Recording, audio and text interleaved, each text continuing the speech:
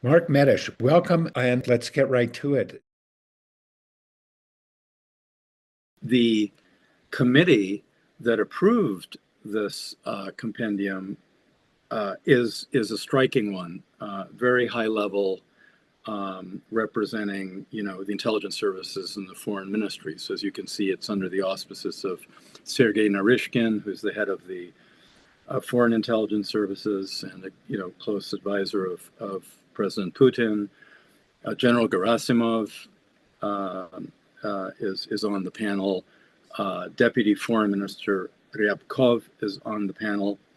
So these are very prominent security officials. My first takeaway, and it could actually be my final and considered takeaway, is the reason they did this is that the group of individuals behind it who were authorized to do the release are actually trying to find pathways to stabilizing the bilateral relationship at a time of great tension over the Ukraine war and other issues. And what they're doing is they're in a sense, as you read through it, they're reminding American audiences of the fact that we've had previous times of great tension bilaterally. And the run up to the Kennedy assassination was precisely one of those times. It was after the Bay of Pigs, after the Cuban Missile Crisis, and during the escalation in Vietnam, obviously the crisis with the Berlin, and as I said, Vietnam, Laos, there were proxy wars. This was a time of hot wars going on and nuclear confrontation at the highest levels. And what they point to here is that JFK in their minds was, and in their leaders' minds, Khrushchev at the time and others, was a very important figure because even in that fraught context, he dared to, announce what he called a strategy for peace, this very famous speech he gave at American University, going back to American University, my father's PhD alma mater, June 1963, where Kennedy really opened the door for strategic nuclear arms control talks. It led, even after his death, to the Limited Test Ban Treaty and then a whole series of nuclear arms control treaties. So the message is that despite the tensions, we can still work together to solve critically important issues and avoid Armageddon.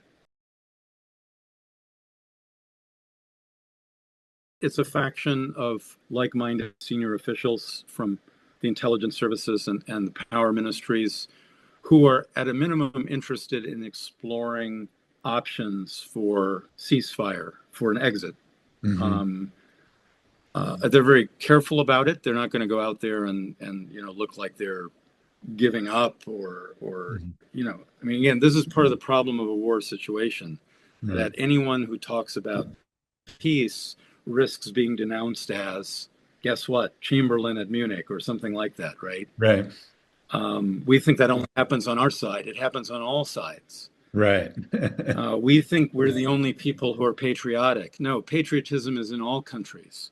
Mm-hmm. And you're at risk of being denounced as weak or a collaborator or a traitor if you talk peace too early or too publicly.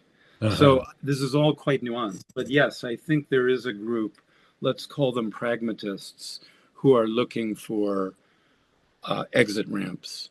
And what they're doing here is they've located a historical analogy in the bilateral relationship, this JFK moment, this Khrushchev-JFK moment, to say, wait, we've been here before. What lessons can we jointly learn about that period that might help us achieve some kind of détente? Hey everybody, I wanted to call your attention to one surefire way to deepen your knowledge of the assassination of President Kennedy. And that's to read my 3 books about the CIA, a trilogy of spies that tells how the assassination actually unfolded in the eyes of CIA insiders.